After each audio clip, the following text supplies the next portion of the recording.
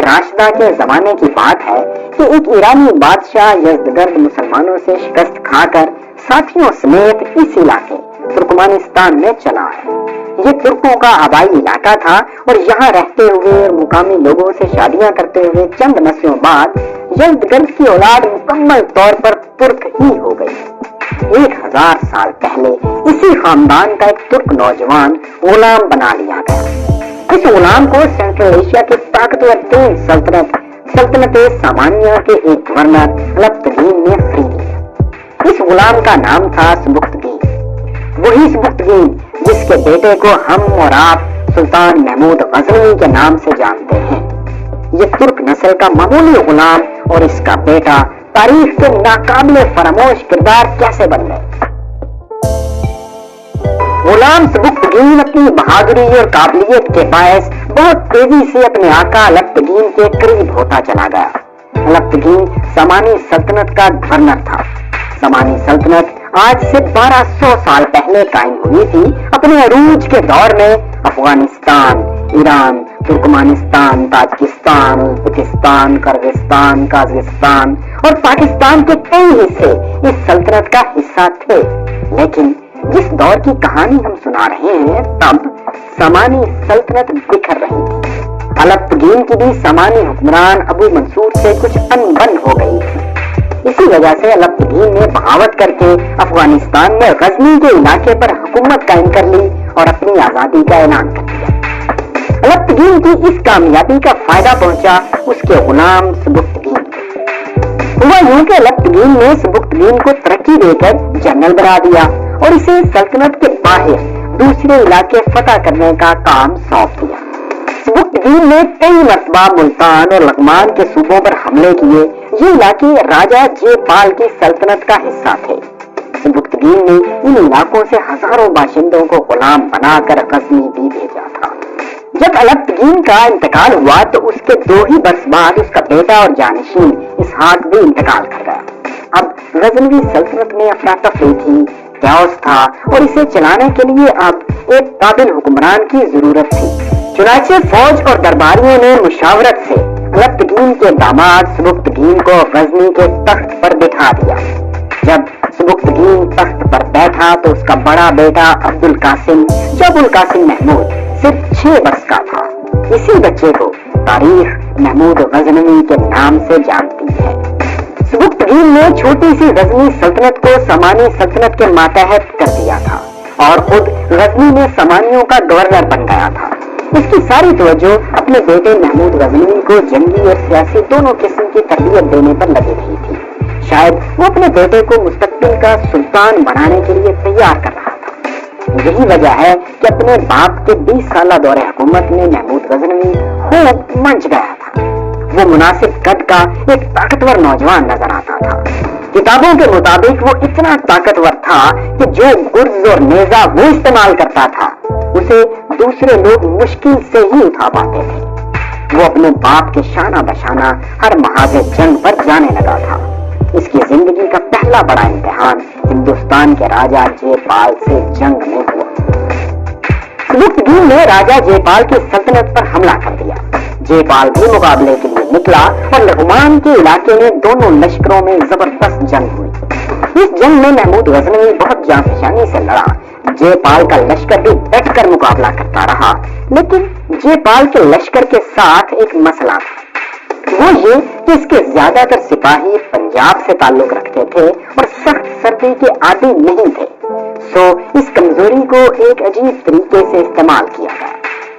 پرانی کتابوں میں قصہ لکھا ہے اور وہ یہ کہ محمود غزنوی کو لوگوں نے بتایا کہ جے پال کے لشکر کے قریب جو پانی کا چشمہ ہے، اگر اس میں گندگی ڈال دی جائے تو سخت سردی پڑنے لگے گی اور پھر پنجابی فوج جو ٹھنڈے موسم کی عادی ہرگز نہیں، وہ ٹھٹر کر رہ جائے گی اور مقابلہ نہیں کر سکے گی۔ چنانچہ محمود غزنوی کے حکم پر سپاہیوں نے اس چشمے میں گندگی ڈالنا شروع کر دی۔ اب اسے محض اتفاق کہیں یا کچھ اور کہ اس کے کچھ دیر بعد آسمان پر بادل چھائے، پہلے بارش ہوئی اور پھر آسمان سے برف گرنے لگی۔ اتنی شدید برف پڑی کہ جے پال کے کیمپ میں مویشی مرنے لگے، سردی سے سپاہی بھی بیمار ہونے لگے تھے۔ یہ جےپال کے لیے تباہی تھی۔ چنانچہ جےپال نے سبکتگین سے درخواست کی کہ وہ راجا سے 10 لاکھ درہم اور 50 ہاتھی لے کر صلح کر لے۔ سبکتگین تو فوری طور پر تیار ہو گیا، مگر محمود غزنوی نے صلح کی مخالفت کی۔ بیٹے کی مخالفت دیکھ کر سبکتگین بھی سوچ میں پڑ گیا۔ ابھی وہ کوئی فیصلہ نہیں کر پایا تھا کہ راجا کا ایک ایلچی اس کے پاس پہنچا۔ ایلچی نے سبکتگین کو خبردار کیا کہ اگر اس نے راجپوتوں یعنی جےپال سے صلح نہ کی تو دونوں طرف تباہی پھیل جائے گی۔ اس کی وجہ اسے یہ بتائی گئی کہ راجپوتوں کی ایک رسم یہ ہے کہ وہ ایسے حالات میں اپنے بیوی بچوں کو قتل کر کے اور اپنے گھروں کو جلا کے دشمن کی صفوں میں گھس جاتے ہیں اور خود کو انتقام کے سرخ طوفان میں غرق کر دیتے ہیں۔ ایلچی کی یہ بات سن کر سبکتگین صلح کے لیے راضی ہو گیا، مگر جےپال کے ذہن میں کچھ اور ہی کھچڑی تھی۔ جےپال سبکتگین کے کچھ افسروں کو ساتھ لے کر لاہور چلا گیا تاکہ انہیں 10 لاکھ درہم تاوان کی رقم ادا کر سکے، لیکن لاہور پہنچتے ہی منظر بدل گیا۔ اس نے سبکتگین کے افسروں کو قید کر لیا اور نئی جنگ کے لیے تیاریاں شروع کر دی۔ اس بار اس نے تنہا جنگ کرنے کے بجائے ہندوستان ریجن کی دوسری ریاستوں دہلی، اجمیر، کالنجر اور کنوج سے مدد مانگی۔ ان ساری ریاستوں کی مدد سے جےپال 1 لاکھ کا لشکر لے کر پھر لغمان جا پہنچا۔ جواب میں سبکتگین بھی مقابلے کے لیے نکل آیا۔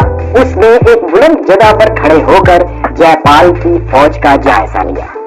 وہ جہاں تک دیکھتا تھا اسے سر ہی سر نظر آتے تھے۔ یہ بہت بڑا لشکر تھا، لیکن سبکتگین کے پاس اس کے مقابلے کے لیے اتنا بڑا لشکر نہیں تھا۔ چنانچہ اس نے ایک جنگی چال چلی۔ سبکتگین نے براہ راست حملہ کرنے کے بجائے اپنے سپاہیوں کو 500 کے دستوں میں تقسیم کیا۔ پھر اس نے جےپال کے یہ بڑے لشکر میں وہ مقامات تلاش کیے جو اس کی نظر میں کمزور تھے۔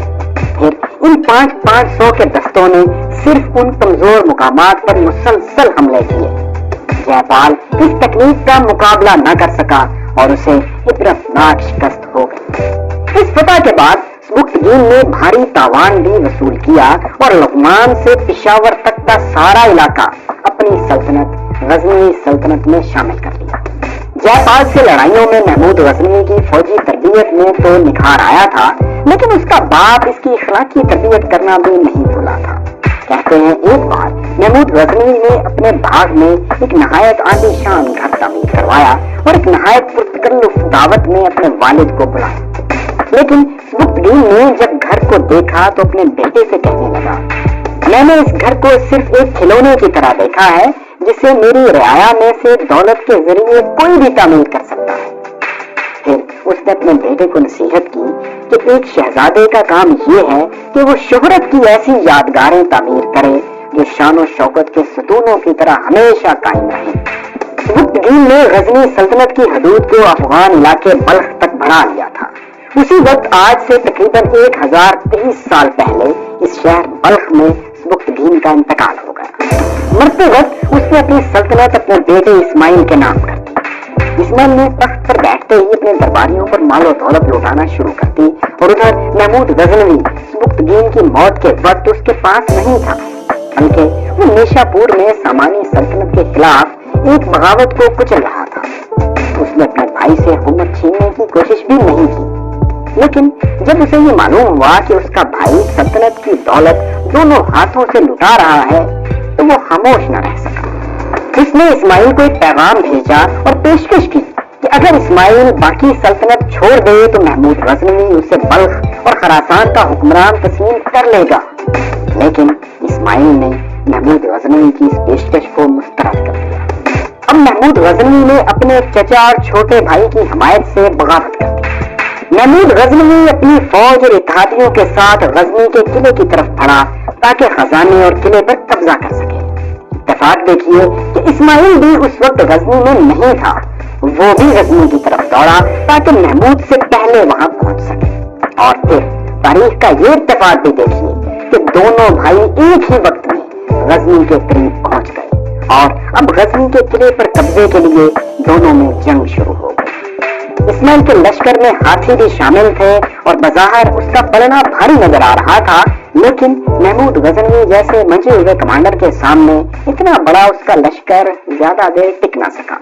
लड़ाई में इस्माइल की फौज जल्द पसपा हुई, लेकिन गजनी का किला चूंकि उनके करीब था, इसलिए इस्माइल अपने सिपाहियों समेत किले में दाखिल हो गया और वहां पोजीशन संभाल ली। अब सूरत हाल यूं थी कि इस्माइल गजनी के किले और शाही खजाने पर काबिज था, मगर महमूद गजनवी किले के बाहर मुहासरा किए हुए मौजूद था। लेकिन इस्माइल के साथ मसला ये था कि वो किले के अंदर रहते हुए ये खजाना इस्तेमाल नहीं कर सकता था, और इस खजाने को इस्तेमाल करते हुए बाहर से बड़ी फौज भी तैयार नहीं कर सकता था। तो कुछ अरसे बाद उसने मायूसी में हथियार डाल दिए। किले और खजाने की चाबियां भी महमूद गजनवी को पेश कर दी गई। अब महमूद गजनवी ने इस्माइल से पूछा, बताओ अगर जंग में तुम जीत जाते तो मुझसे क्या सलूक करते? इस्माइल ने कहा, मैं तुम्हें एक ऐसे किले में कैद कर देता जहां ऐशो आराम के तमाम सामान मौजूद होते। महमूद गजनवी ने भी ऐसा ही किया। इस्माइल को निजार शरीफ के करीब गुजगान के किले में कैद कर दिया गया। यहाँ उसे हर सहूलत मुयस्सर थी, लेकिन वो कैद था और यहीं उसकी मौत वाक़या हुई। महमूद गजनवी 30 वर्ष की उम्र में तख्त पर बैठा था, लेकिन उसकी हैसियत भी अपने बाप की तरह सामानी सल्तनत के गवर्नर ही की थी। महमूद गजनवी ने सामानी सल्तनत से अपनी वफादारी जाहिर करने के लिए सामानी दारुल हुकूमत बुखारा में अपना एक सफीर भी भेजा, लेकिन वो ज्यादा देर तक इस कमजोर सल्तनत का मातहत ना रह सका। 999 में उसने सामानियों से आजादी का ऐलान कर दिया। हो सकता था कि सामानी उसकी बगावत को कुचलने के लिए एक लश्कर भेजते, लेकिन सुल्तान महमूद गजनवी को फायदा ये हुआ कि सेंट्रल एशिया का ताकतवर हुक्मरान ऐलक खान बुखारा पर चढ़ दौड़ा।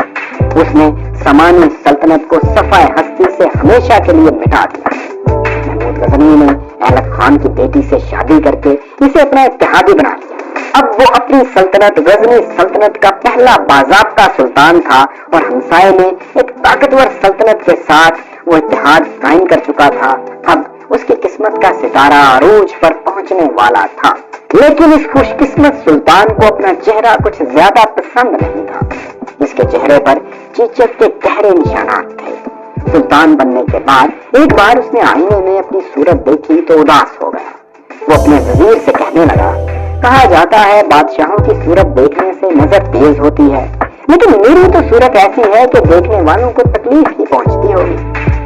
वजीर ने कहा, आप ये सोचें कि आपकी सूरत कम लोगों ने देखी है, ज्यादा लोग आपको खूबियों की वजह से पहचानते हैं, तो आप सूरत से ज्यादा अपनी खूबियों पर तवज्जो दिया कीजिए।